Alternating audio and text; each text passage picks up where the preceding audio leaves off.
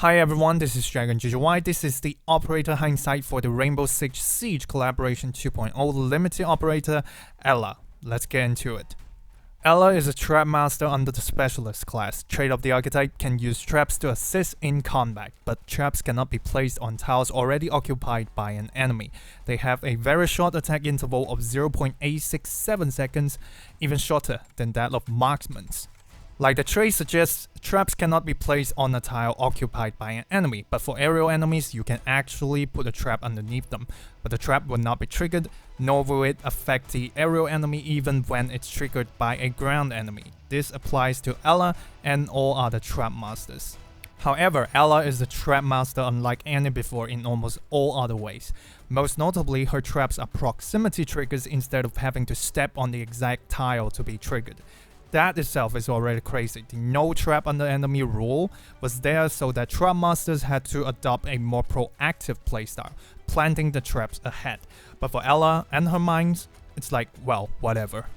Ella is a more reactive trap master where she can decide where and when to drop the trap depending on the situation, knowing that the trap can be triggered as long as it's next to an enemy. So that itself is a major playstyle difference. Also, her skill set is very different from previous trap masters. All skills from all trap masters before Ella are like this.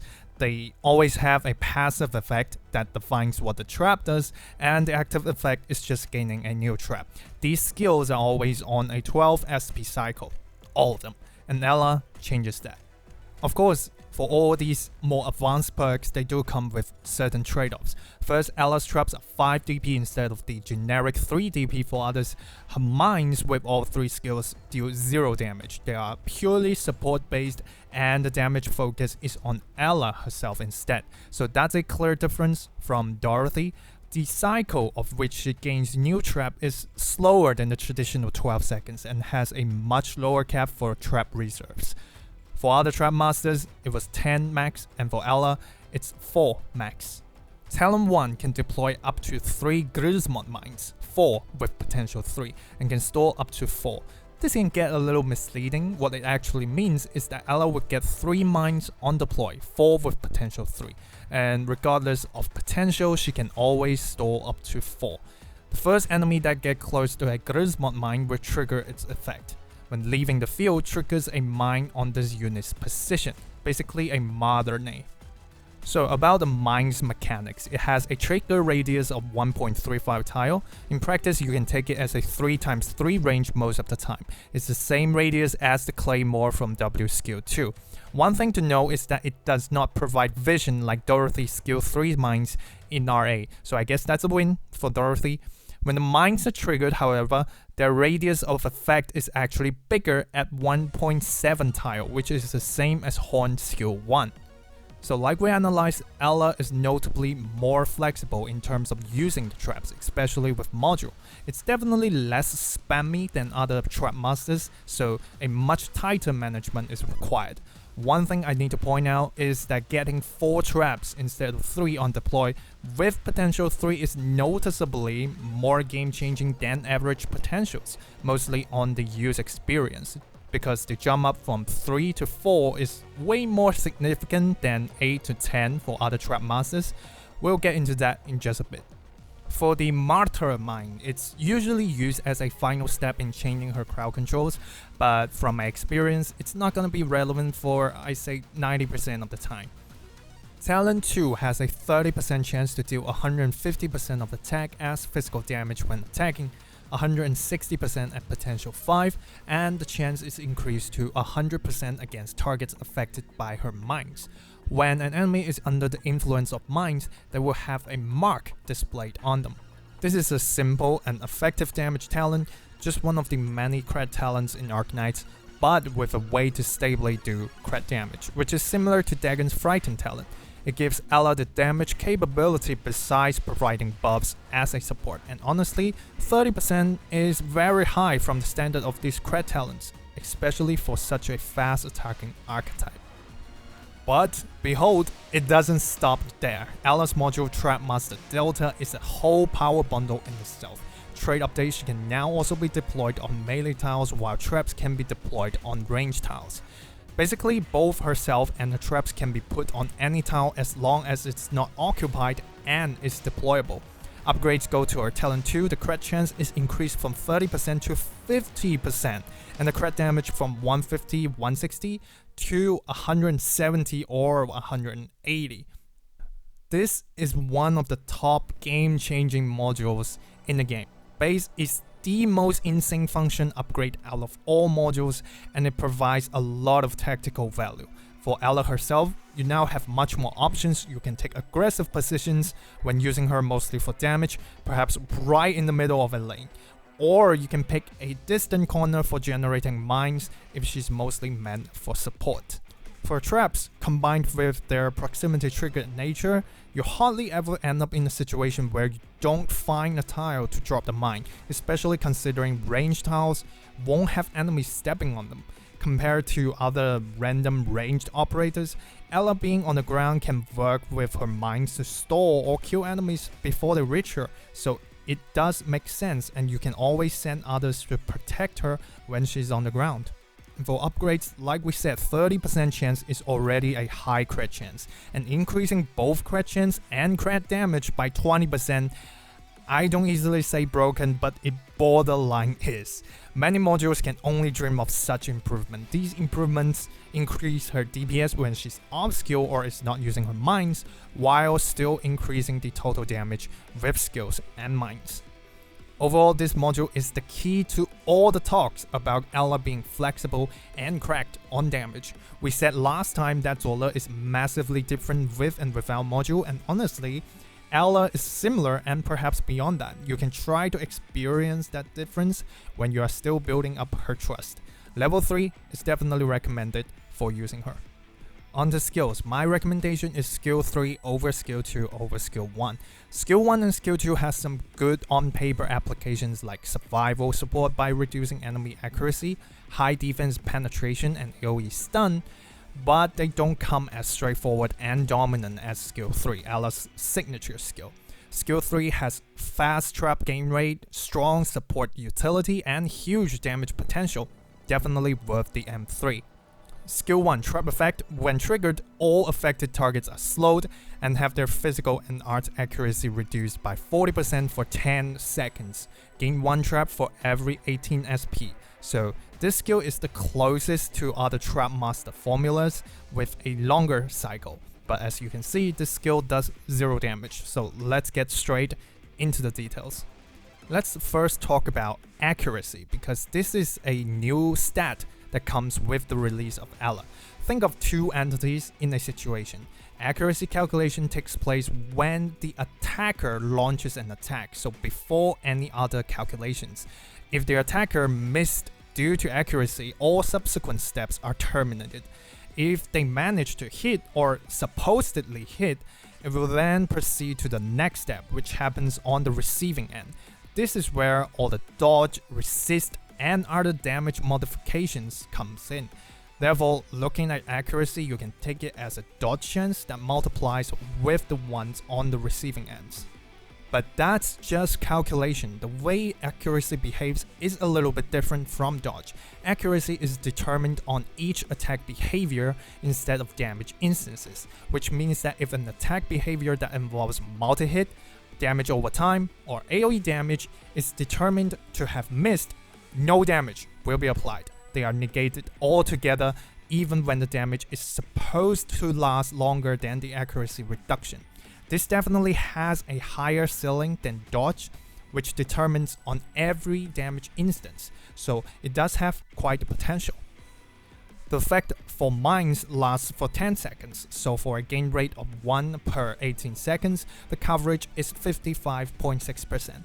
You can actually chain the crowd control for a really long time, 4 mines for 40 seconds, during which it's enough time for gaining 3 more mines and putting them in.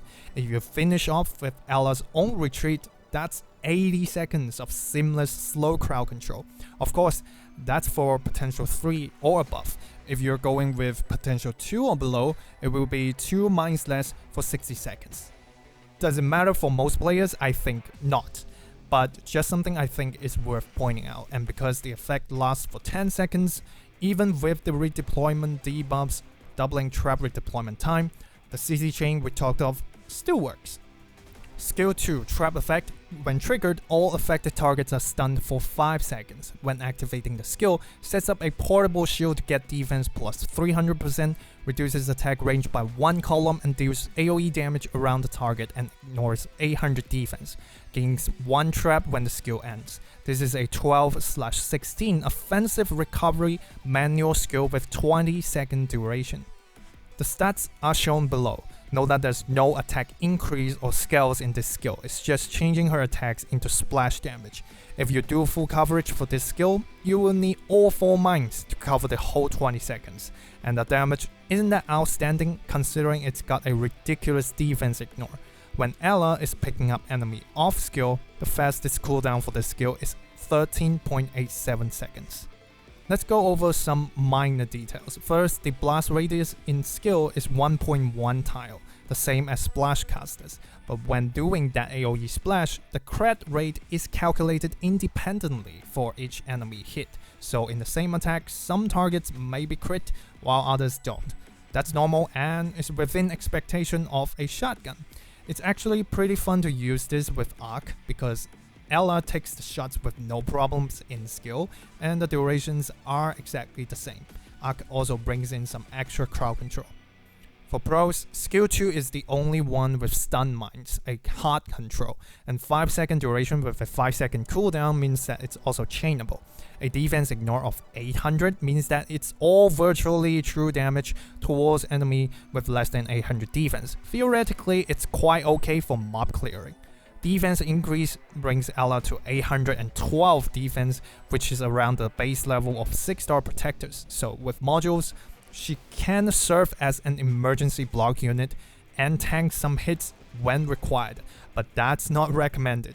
The reason brings us to the cons. Defense increase is a good survival bonus, but that doesn't help the fact that she's a squishy with less than 1.5k HP and block 1, so don't expect her to do the typical lane holding with this skill. Second, there's no offensive bonus in this skill, so that leads to an overall low damage efficiency for a skill with a minimum cycle of 33.9 seconds. Even with the AoE, the skill is no match for skill 3's damage capability, and it's an offensive recovery skill, so that already suggests that you can't just have her sit back and craft the mines in the corner, which gets less reliable and more demanding of her placement. Finally, don't forget her support side of things. We said that each cycle is 33.9 seconds. She can't deactivate the skill early, which means the mines generate at a very slow pace. It's directly affecting both her stun crowd control and her own damage. If you use up all 4 mines just to cover one skill, you're basically broke for a very long time.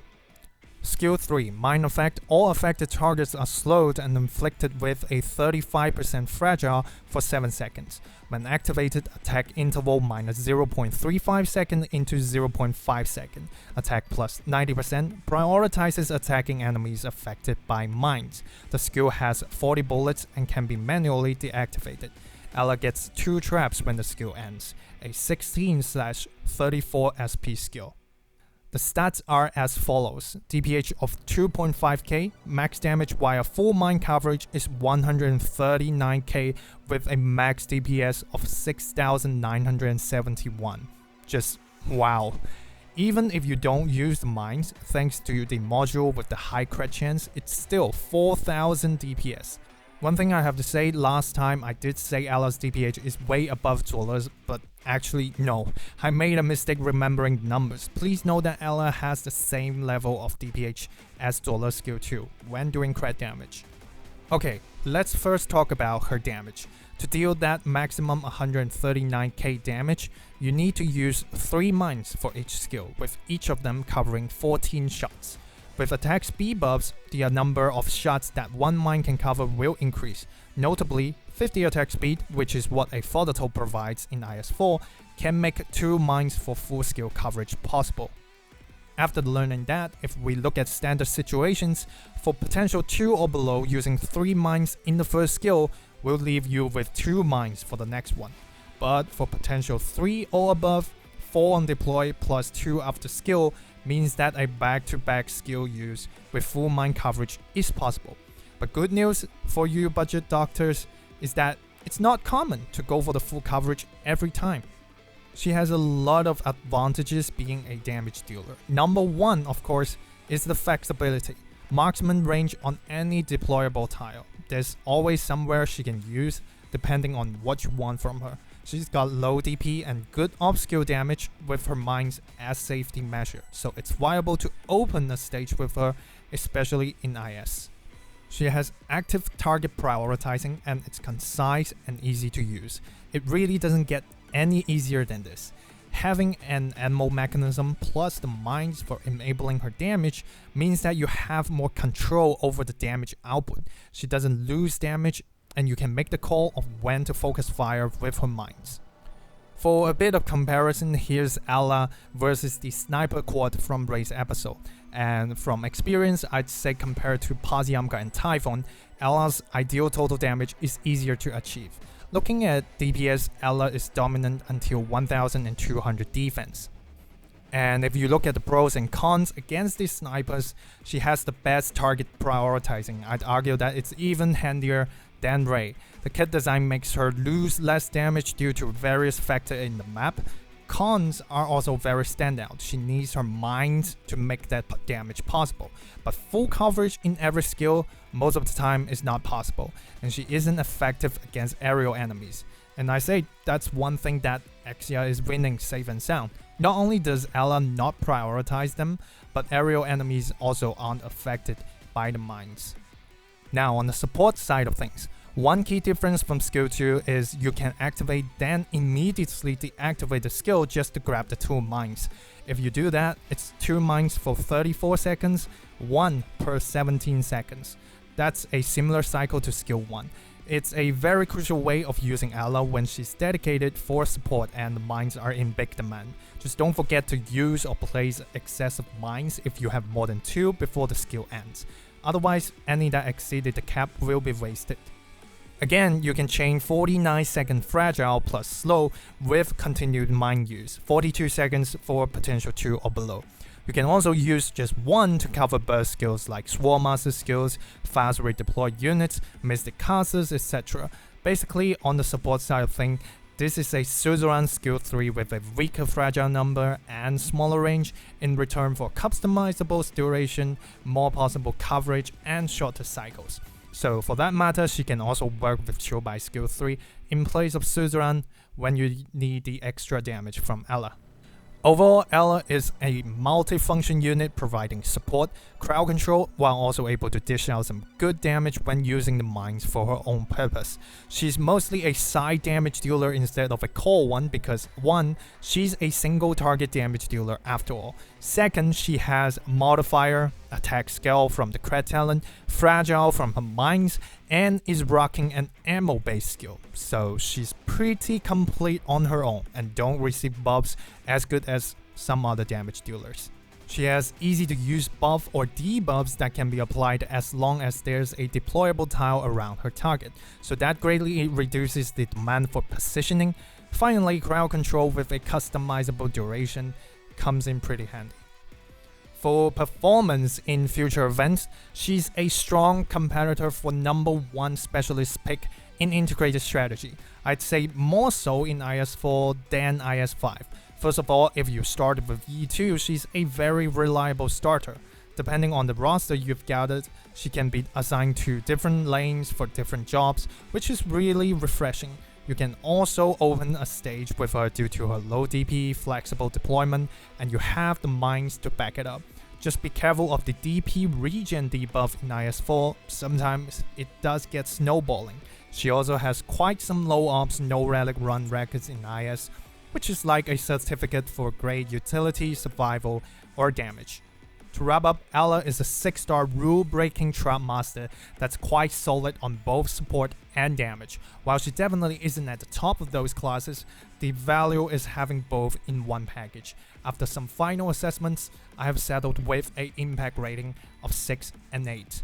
Daily at 6, plus for her flexible deployment, it helps a lot when you don't really know the map. You can play safe or play aggressive.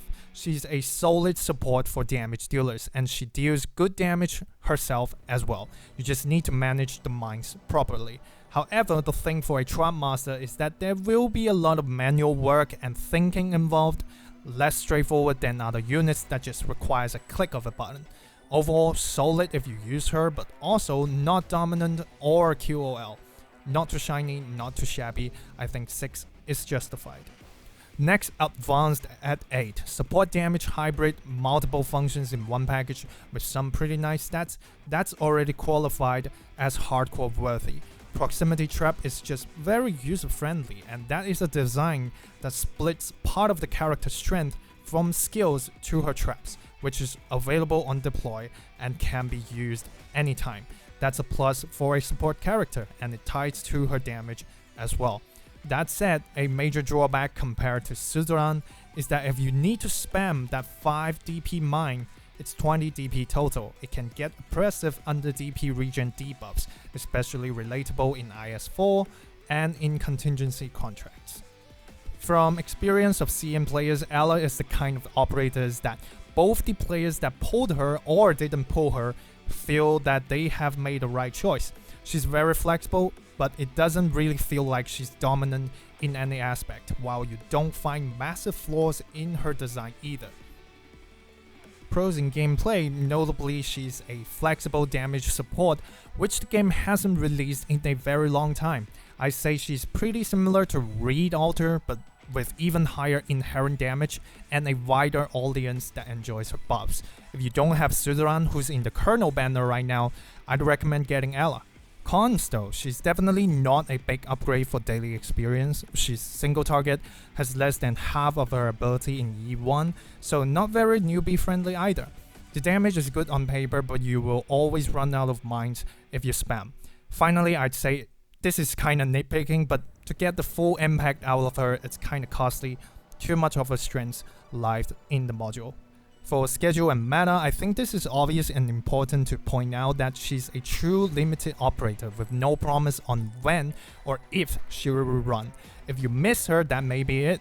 She's a competitor for specialist first pick in IS. She can be used in RA to assist in killing bosses in boss nodes. And again, as a support in Arknights, her place in the game is less likely to change rapidly over time. While she's got a lot to offer, you can still of course use someone else to replace those jobs. For example, Suzerain for fragile and slow, Ray, Typhon, or Visidel in 2 months for ranged damage, and Ascalon next month for more consistent slow. Speaking of Ascalon, I want to discuss a popular topic before we finish with future rating previews. A lot of players have been discussing Ella versus Ascalon about who's better. In my opinion, these two operators are very similar in one aspect. If you try them, you'll know how good they are. While if you don't use them, you don't feel like you're missing something. It's pretty natural considering that they have some functions overlapping and compete for specialist voucher. I'd say Ella has a much higher skill ceiling while Ascalon is more QOL and accessible for more players. I settled with 6 and 8 for both of them. Obviously, most players will go for Ella because limited, and less for Ascalon because she's sandwiched by limited.